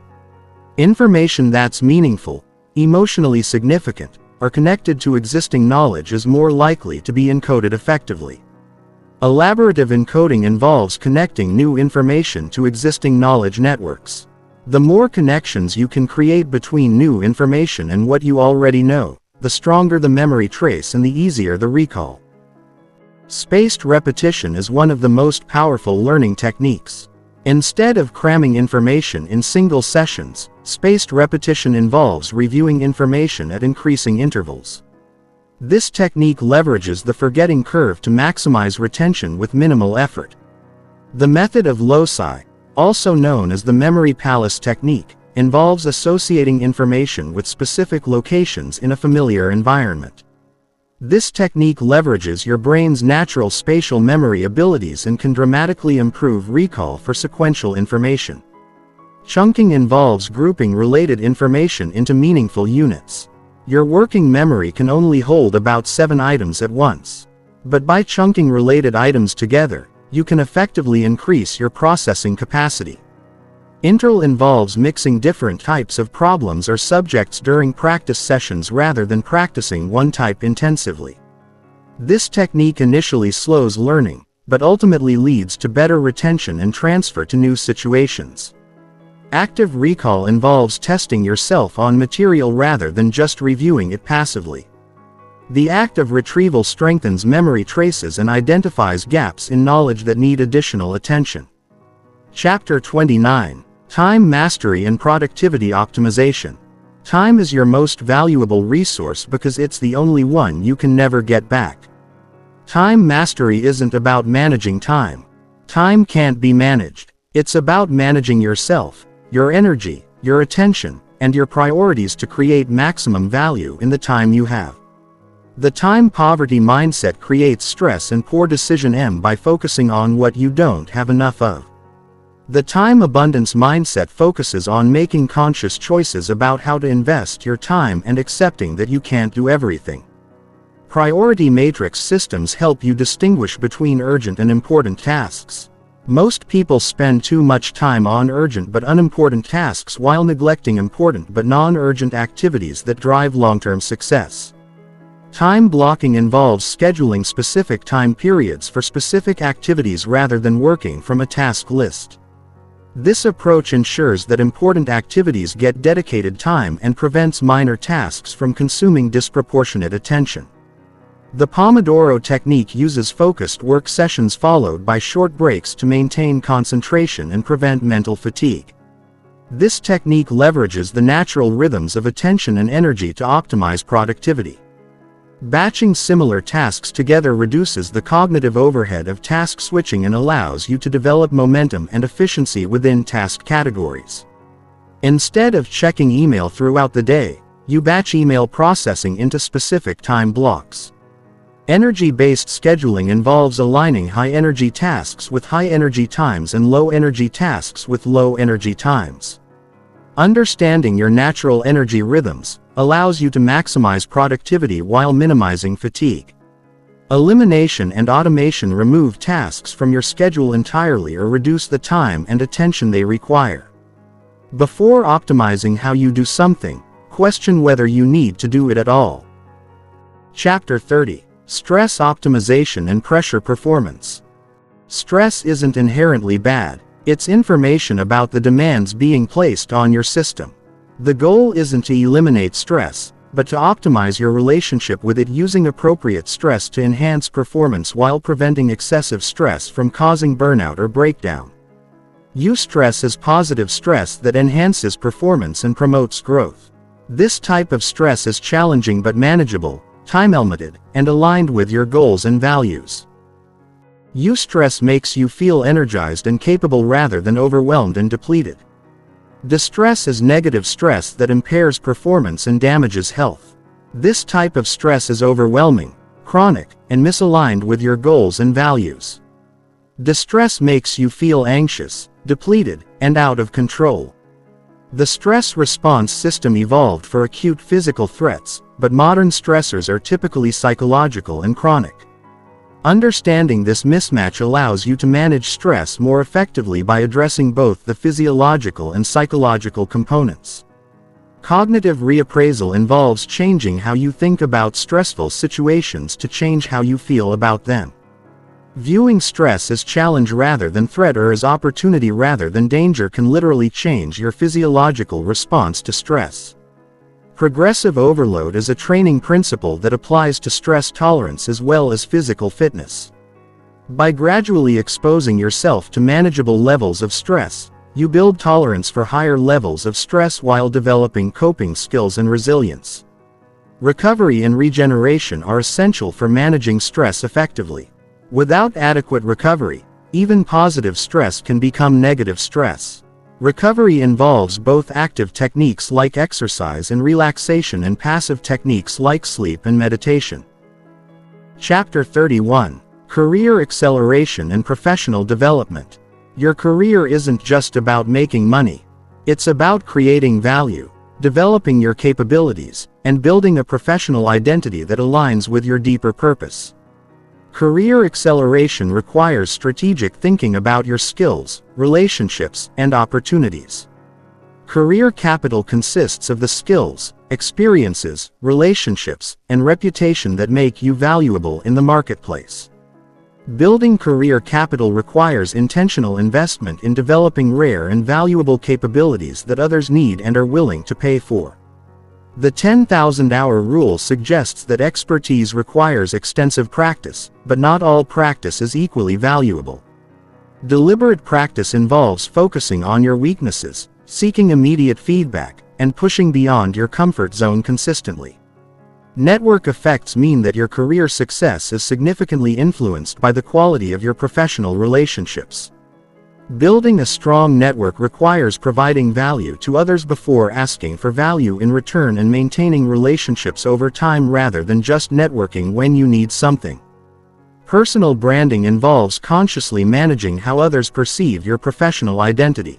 In the digital age, your online presence often creates first impressions before you meet people in person. Effective personal branding aligns your authentic strengths with market needs.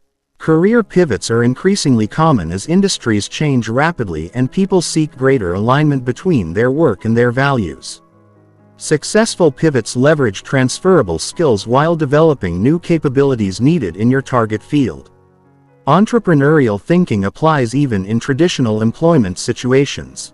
Taking ownership of problems, identifying opportunities for improvement, and developing solutions creates value for your employer while building your own capabilities and reputation.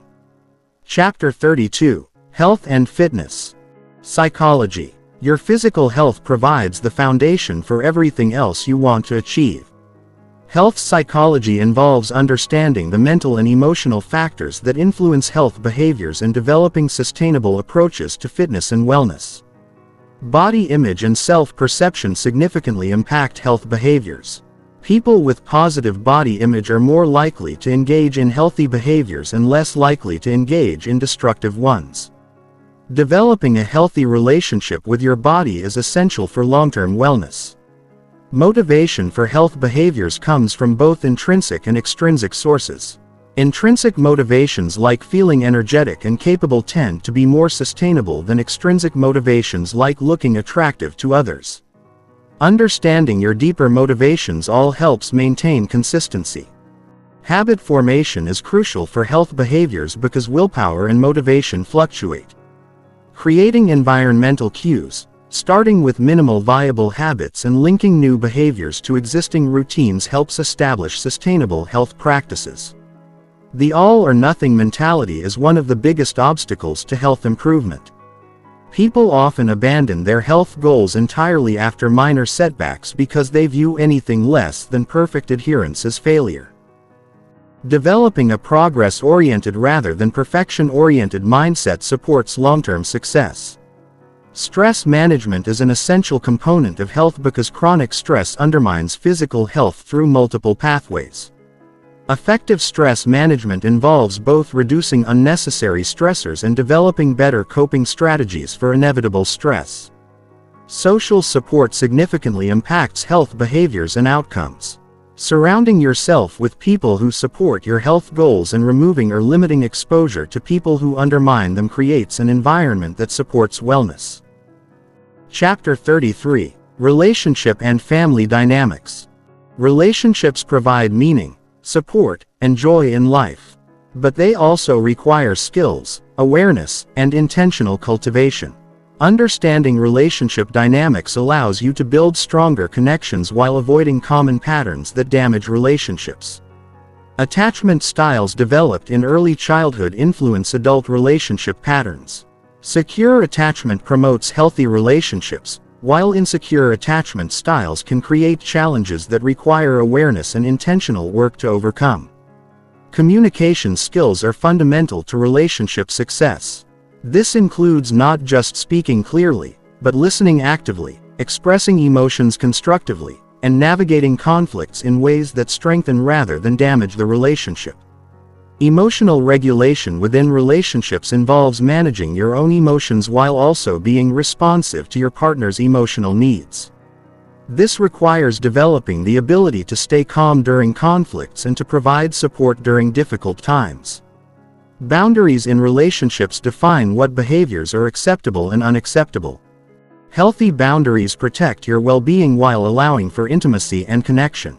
People who can't set boundaries often become resentful, while people who set rigid boundaries often become isolated.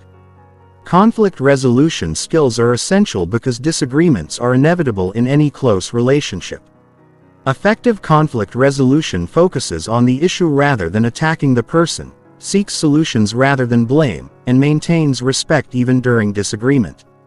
Intimacy and vulnerability involve gradually sharing deeper aspects of yourself while creating safety for your partner to do the same. This emotional intimacy forms the foundation for trust and connection in long-term relationships. Family dynamics involve complex systems of relationships with their own patterns, roles, and rules. Understanding family systems helps you navigate these relationships more effectively and avoid getting pulled into dysfunctional patterns. Chapter 34: Financial Mastery and Wealth Building. Financial mastery involves more than just earning money. It requires understanding money psychology, developing financial skills, and creating systems that build wealth over time while supporting your broader life goals. Financial education covers the technical skills needed to manage money effectively: budgeting, investing, insurance, taxes, and estate planning. While financial knowledge alone doesn't guarantee financial success, it provides the foundation for making informed decisions. Cash flow management involves understanding the difference between income and expenses and optimizing both sides of the equation. Many people focus only on cutting expenses, but increasing income often provides greater leverage for wealth building. Investment psychology involves understanding how emotions and cognitive biases affect investment decisions. Fear and greed drive most poor investment decisions, while successful investors develop the discipline to stick to sound strategies despite market volatility. Asset allocation involves diversifying investments across different asset classes to balance risk and return. The appropriate allocation depends on your age, risk tolerance, time horizon, and financial goals. Passive income streams provide money without requiring ongoing time investment. Building passive income requires upfront investment of time, money, or both, but can provide financial freedom and security over time. Financial planning involves setting specific financial goals and creating strategies to achieve them. This includes retirement planning, education funding, emergency funds, and other financial objectives that support your broader life vision. Wealth preservation involves protecting the wealth you build from taxes, inflation, market volatility, and other risks. This becomes increasingly important as your wealth grows and you have more to lose. Chapter 35: Personal Philosophy and Values Integration. Your personal philosophy provides the foundation for all your decisions and actions. Without clear values and principles, you'll be pulled in multiple directions by external pressures and conflicting desires. Developing a coherent personal philosophy creates internal alignment and external effectiveness. Values clarification involves identifying what's truly most important to you versus what you think should be important based on social expectations. Your authentic values provide energy and motivation, while values that aren't truly yours create internal conflict and drain energy. Life purpose involves understanding how you want to contribute to the world and what legacy you want to create. Purpose provides direction and meaning, especially during difficult times when other motivations aren't sufficient to sustain action. Principle-based decision involves having clear rules that guide your choices regardless of circumstances or emotions. When you know your principles, decisions become easier because you're not reinventing your value system every time you face a choice. Integrity involves aligning your actions with your stated values and commitments. People with high integrity don't just talk about their values, they live them consistently, even when it's difficult or costly to do so. Authenticity involves being genuine rather than trying to be what you think others want you to be. Authentic people are more attractive, more trusted, and more fulfilled because they don't waste energy maintaining false personas. Personal mission statements articulate your purpose, values, and goals in written form. The process of creating a mission statement forces clarity about what matters most to you, and having it written provides a reference point for future decisions. Chapter 36: Legacy and Long-Term Impact. True success isn't just about what you achieve during your lifetime. It's about the positive impact you have on others and the legacy you leave behind. Legacy thinking changes how you approach decisions and helps you focus on what truly matters. Generational thinking involves considering how your actions today will affect future generations. This perspective encourages long-term thinking and often leads to more responsible and sustainable choices. Mentorship and teaching allow you to multiply your impact by developing others' capabilities. The knowledge and skills you've developed become more valuable when you share them with others who can apply them in their own lives. Institutional building involves creating organizations, systems, or structures that continue to create value after you're no longer directly involved. This might involve starting businesses, nonprofits, or other institutions that serve important purposes. Philanthropic impact involves using your resources to address problems and improve conditions for others. Effective philanthropy requires the same strategic thinking as any other endeavor. Clear goals, effective strategies, and measurable results. Cultural influence involves contributing ideas, values, or perspectives that improve how people think and behave.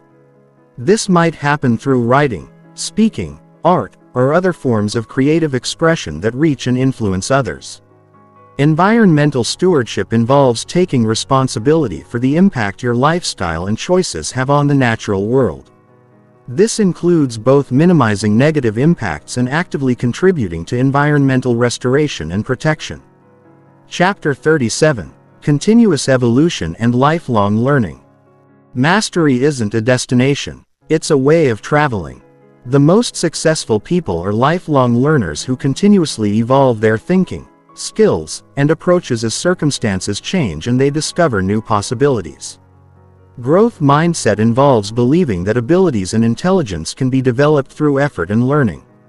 People with growth mindsets embrace challenges, persist through setbacks, and see effort as the path to mastery rather than as evidence of inadequate talent.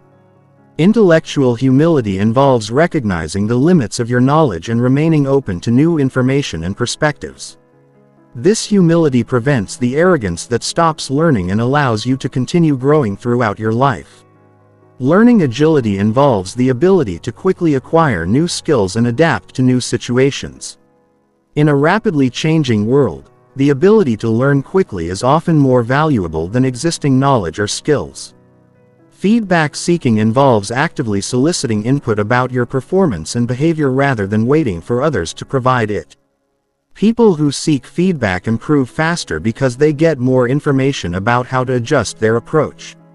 Experimentation involves trying new approaches and being willing to fail in order to discover what works. This requires comfort with uncertainty and the ability to learn from both successes and failures. Cross-training involves developing skills and knowledge outside your primary area of expertise. This breadth of knowledge often leads to innovative insights and provides resilience when your primary field changes. Chapter 38: The Integration Protocol. Having learned all these concepts and strategies, the challenge now is integration. Taking all this knowledge and turning it into a coherent approach to living and achieving that works for your unique situation and goals.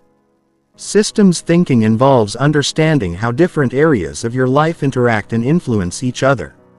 Changes in one area often have ripple effects in other areas. And the most effective interventions often involve multiple coordinated changes rather than isolated improvements. Prioritization frameworks help you decide which areas to focus on first when you can't work on everything simultaneously. Some people benefit from focusing on their biggest weakness, others from building on their biggest strength. The key is having a conscious strategy rather than random effort. Implementation planning involves breaking down your learning into specific actions you can take immediately. Knowledge without action is worthless. And the gap between knowing and doing is where most people get stuck. Progress tracking allows you to measure your improvement and adjust your approach based on results. What gets measured gets managed. And tracking progress maintains motivation during periods when improvement isn't obvious. Of course, correction involves regularly reviewing your progress and adjusting your approach based on what you're learning about yourself and your circumstances. Flexibility and adaptability are essential for long-term success. Habit stacking involves linking new behaviors to existing strong habits to increase the likelihood that new behaviors will stick. This leverages the momentum of established routines to build new ones. Environmental design involves creating physical, social, and digital environments that support your goals and eliminate obstacles to success. Your environment is constantly influencing your behavior, so designing it intentionally is crucial. Chapter 39: The Mastery Mindset. Mastery isn't about perfection, it's about excellence. It's about bringing your best effort to whatever you're doing while maintaining the humility to know that there's always more to learn and room to improve. The mastery mindset embraces the journey rather than fixating on destinations. While goals are important for direction and motivation, true satisfaction comes from the process of growth and improvement rather than just from achieving specific outcomes. Deliberate practice is the heart of mastery. This involves pushing beyond your comfort zone, focusing on your weaknesses, seeking immediate feedback, and maintaining complete concentration. Most people practice things they're already good at, but masters practice things they struggle with. Pattern recognition develops through extensive experience and allows masters to quickly understand new situations by recognizing similarities to previous situations. This intuitive understanding often appears magical to others but results from deep pattern recognition developed over time. Teaching and mentoring are natural extensions of mastery. Masters feel compelled to share their knowledge and develop others because they understand that knowledge becomes more valuable when it's shared and applied by others. Innovation emerges from mastery when deep understanding of existing approaches allows you to see possibilities for improvement or entirely new approaches. You can't effectively break rules until you thoroughly understand them. Legacy focus shifts attention from personal achievement to lasting impact. Masters think about how their work will continue to create value long after they're no longer actively involved. Chapter 40. Living the Extraordinary Life. This is where everything comes together. An extraordinary life isn't about having extraordinary circumstances. It's about bringing an extraordinary mindset to whatever circumstances you face. It's about becoming the type of person who naturally creates value, builds meaningful relationships, and makes a positive impact on the world. The extraordinary mindset sees opportunities where others see obstacles.